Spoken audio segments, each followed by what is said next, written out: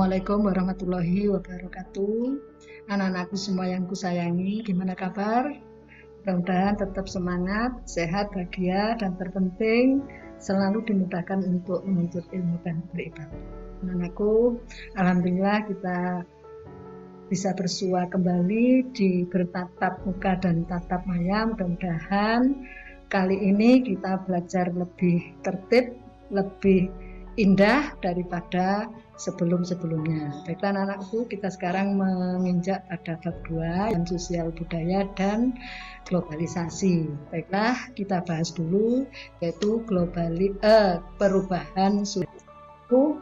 Ingatlah bahwa belajar itu adalah kunci membuka ilmu menuju perubahan. Dengan belajar IPS, kita membuka ilmu dan jendela karunia Allah SWT. Kuatkan niat menuntut ilmu hanya untuk menggapai ridho Allah semata, yaitu terus semangat, jangan lupa tetap jaga iman dan ilmu. Terpenting, asik dan keren belajar IPS. Anak-anakku, sebelum kita belajar lebih lanjut, marilah kita bersama-sama berdoa dulu bersama-sama ya, supaya barokah. Ayo kita semuanya bersama-sama membaca Bismillahirrahmanirrahim. Terima kasih anak-anakku. Yang pertama, tujuan kali ini belajar bab 2 perubahan sosial budaya, yaitu yang pertama mendeskripsikan tentang perubahan sosial budaya, yang kedua mengidentifikasi faktor-faktor pendorong dan menghambat, memberi contoh perubahan sosial budaya, memberi contoh perilaku masyarakat sebagai akibat perubahan sosial budaya, menganalisis perubahan kehidupan sosial budaya bangsa Indonesia. Semuanya bisa kalian baca di worksheet halaman 1. Kegiatan pembelajaran kali ini yaitu 1. Saya selalu mengingatkan awali dan akhiri pembelajaran dengan doa. Yang kedua, mendengarkan, mengamati video yang sudah saya kirim, baik secara langsung ini maupun via WA, baca buku paket, dilanjutkan diskusi, serta mengerjakan worksheet kegiatan 1 sampai 7. Lalu penilaiannya, yaitu dari ketertiban presensi. Itu adalah penilaian ya, ketertiban dalam pembelajaran dan mengerjakan worksheet. Nah, sebelum kita masuk, anak-anak, lihatlah gambar-gambar contoh perubahan sosial budaya. Nah, ini ya, kalau dulu di luar rumah terus, nah, sepak bola, tidak mau pulang. Kalau sekarang, nah, di dalam rumah pegang gadget ini terus, disuruh keluar ibu sumpek. Nah, ini keluarga ya, yang di sini bersatu bercengkrama, yang di sini, nah ini asik dengan gadgetnya sendiri-sendiri. Lalu ini anak, belum perubahan. Ini anak zaman dulu, pola fisik, olahraga, sehat. Sekarang ini, nah ini ya, hanya yang main dengan matanya. Kemudian ini contoh-contoh perubahan sosial budaya ini sebelum terjadi perubahan. Nah ini setelah terjadi perubahan. Kemudian ini anak-anak untuk pakaian ya, fashion, lalu belanja. Kalau dulu ini pasar tradisional, ini pasar modern. Anak-anak, contoh-contoh dari perubahan sosial budaya sebelum dan sesudah perubahan. Nah, sekarang apa sih perubahan sosial budaya itu? Baik, kita cermati bersama-sama. Perubahan sosial budaya adalah segala perubahan yang ada di dalam satu masyarakat yang mempengaruhi sistem sosialnya, termasuk nilai, sikap, pola perilaku, dan kelompok-kelompok dalam masyarakat. Ini pendapat dari Selos Marjan. Apa yang berubah? Contohnya cara berpikir, pola berperilaku, perubahan alat-alat, kebutuhan manusia dalam kehidupan. Tadi salah satu contohnya pada gambar tadi. Nah, kemudian bentuk perubahan. Ya, bentuk perubahan itu ada dilihat dari proses atau waktu, cepat lambat. Nah, ini ya, revolusi. Yang ketiga anak, dilihat dari perubahan itu ada yang direncanakan ya, ada yang tidak direncanakan. Silakan contoh-contohnya sudah saya silakan di buku paket itu. Teori perubahan sosial.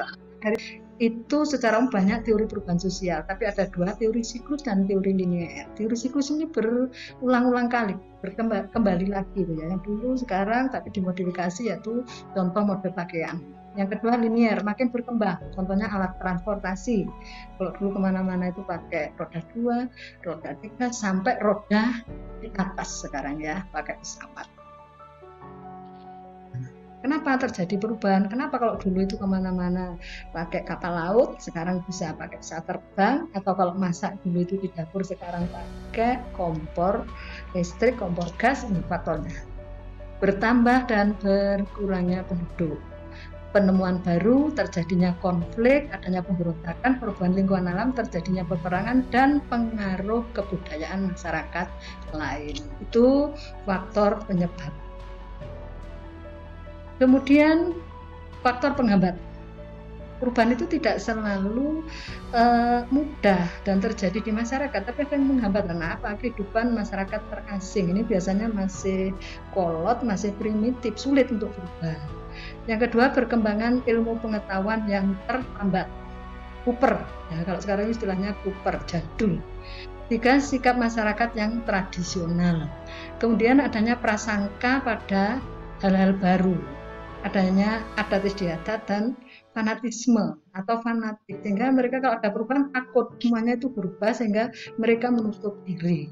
Ini contoh faktor-faktor yang menghambat perubahan. Nah, proses perubahan itu bisa melalui akulturasi, asimilasi, dan difusi. Akulturasi itu dua budaya bertemu, berdiri sendiri, asimilasi jadi satu, difusi itu penyebaran kebudayaan dari masyarakat ke masyarakat lain. Melalui apa?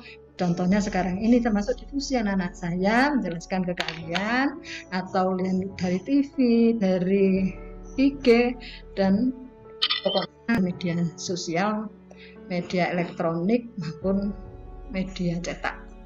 Kemudian perubahan, dampak perubahan. Perubahan dampaknya itu ada dampak positif, ada dampak negatif. Nah, sekarang dampak negatifnya dulu ya. Dampak negatifnya dulu, anak dengan adanya perubahan tadi, kalau kalian lihat ya, dengan memakai, kalau dulu itu kemana-mana dengan temannya bermain, sekarang gadget. Nah, sekarang apa dampaknya? Tadi yang sudah kita bahas, yaitu meningkatnya kenakalan remaja. Sebenarnya tidak ada remaja, anak-anak juga, kenakalan orang tua. Budaya lokal semakin tergeser. Ya, di Pujon itu kalau dulu jalan kepang itu sudah, sekarang dimodifikasi, sudah yang asli itu sudah tergeser karena pengaruh gaya baru. Semakin menguatnya paham sekulerisasi, hedonisme, dan konsumerisme. Mungkin juga kalian ini ya, terjadi pada kalian. Seneng blonjo, tidak mau soro-soro ya, tidak mau berusaha sendiri. Kemudian penyimpangan sosial semakin kompleks, menimbulkan kerusakan lingkungan. Itu dampak negatif. Tapi positifnya anak-anak, berkembangnya ilmu pengetahuan dan teknologi. Seperti sekarang, ini perubahan. Kalau dulu ngajar itu hanya di ruangan. Sekarang ruangan, kalau IPS itu adalah bumi, dunia. Sekarang kita bertatap maya. Nah, ini salah satu contoh perubahan karena kemajuan IPS. Kemudian menciptakan tatanan kehidupan masyarakat yang lebih modern dan ideal. Sekarang kita lihat anak-anak di kota-kota besar atau di sini itu kan perumahan ditata. Ya, baik ada perumahan ini, daerah ini, misalnya ada. Nah, itu menunjukkan bahwa kehidupan masyarakat lebih modern, ideal. Lalu mempermudah kehidupan masyarakat. Contohnya, kalau dulu masak itu tadi sudah dijelaskan ya, adang itu kalau orang Jawa itu kan adang sego, lapar, itu sampai semaput, sampai sadar itu masih belum masak. Nah, kalau sekarang 3 menit sudah bisa. Kenapa? Bisa beli dengan online. Nah, kemudian menciptakan bermacam-macam jenis lapangan kerja. Kalau dulu tani, dagang, sekarang enggak, ada programmer ini, ada ahli IG dan sebagainya. Nah, sehingga lapangan pekerjaan lebih banyak. Yang kelima, efektivitas dan efisiensi kerja semakin meningkat. Nah, seperti ini kalau saya menjelaskan itu, misalnya kalau langsung tatap muka, itu kan 6-7 kelas, itu kan satu kelas. Kalau seperti ini 100 kelas jadi satu langsung. Jadi makin efisien dan efektif. Nah, sekarang anak tadi ada dampak tadi, terutama yang negatif. Caranya gimana? Coba kalian ingat-ingat supaya kalian itu tetap menjadi manusia Ya, manusia yang benar bermanfaat bagi agama dan bangsa. Khairun nas anfa'uhum linnas. Caranya gimana? Memperkuat impact dan impact. Iman takwa itu modal dasar. Ya, modal dasar karena ini juga sebagai filter. Nah, iman dan takwa ini caranya gimana? Ibadahnya ditertibkan. Cari teman-teman, lingkungan teman-teman itu yang positif. Kenapa? Karena agama kalian, kehidupan kalian itu tergantung teman. Kalau teman sampean baik-baik, insya Allah kalian akan baik-baik. Nah ini, kemudian meningkatkan iptek, ilmu pengetahuan dan teknologi. Sederhana saja, tidak jauh-jauh sekarang ini. Kalau kalian dulu dengan buku menulis, kalau sekarang kan enggak. Download, screenshot dan sebagainya. Nah ini harus ditunjang oleh teknologi yang canggih. Bahkan kalian tuh tidur saja itu bisa belanja atau enggak? Nah, caranya gimana? Nah, ya coba nanti bisa dituliskan di website itu ya. Caranya gimana? Nah, ini anak tinggal tombol pencet saja. Kemudian meningkatkan kualitas SDM, sumber daya manusia. Caranya gimana?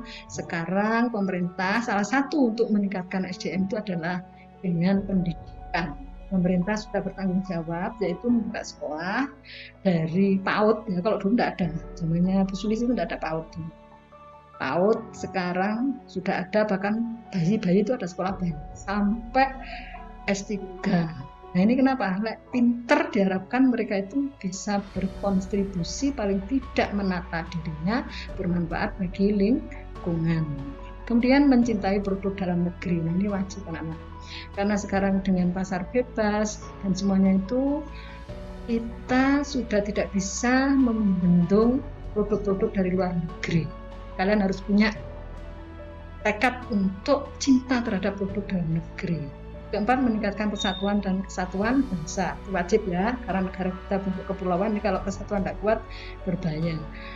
Menguatkan dan memberdayakan tripusat pendidikan. Tripusat itu maksudnya apa? Anak pendidikan di keluarga, di sekolah, dan di masyarakat. Itu harus jadi satu. Yang keenam, mengelola sumber daya alam secara efektif dan efisien. Nah ini ya, kalau sumber daya alam ini terutama yang bukan seefektif mungkin. Yang ketujuh, menjaga persahabatan antar bangsa. Itu penting anak-anak. Kalau kalian dengan teman, dengan guru, dengan orang tua, dengan tetangga, keluarga itu wajib. Karena kalau kalian baik-baik saja dalam komunikasi, insya Allah salah satu kehidupan kalian itu akan mudah. Nah, demikianlah secara garis besar pembelajaran IPS bersama Ibu Sulistiowati dari SMP Negeri. Memang mungkin itu hanya sebagian besar pancingan, tolong dipelajari lagi, khususnya kelas 9A sampai 9G atau anak-anakku semuanya di seluruh Indonesia, itu nanti bisa diperdalam. Satu, baca buku paket. Yang kedua, download yang baik-baik, gambar-gambar banyak sekali ya. Jadi sekali lagi harus semangat, harus tertib, harus kuat. Ingat anak-anak, kalian tuh sebagai generasi penerus jangan sampai ikut arus perubahan yang bersifat negatif. Anak-anakku, kesuksesan hanya milik orang-orang yang tertib memanfaatkan waktunya dengan membaca, belajar, serta hal positif untuk memperbaiki kualitas hidupnya. Akhirnya selamat berjuang, terus benar, dan terus menjadi yang terbaik. Tetap hormat kepada siapapun ya, sopan santun terus dijaga dari bangun tidur sampai tidur kembali, dan yang terpenting terus tertib, semangat beribadah. Demikian anak-anak, khairun nas anfa'uhum linnas. Sebaik-baik manusia adalah yang bermanfaat bagi lingkungan. Anakku, salam sayang, salam sukses, terus jaga persatuan. Demikian belajar IPS bersama Ibu Sulistiowati SMP Negeri 1 Pujon. Saya akhiri, wabillahi taufiq wal hidayah. Wassalamualaikum warahmatullahi wabarakatuh.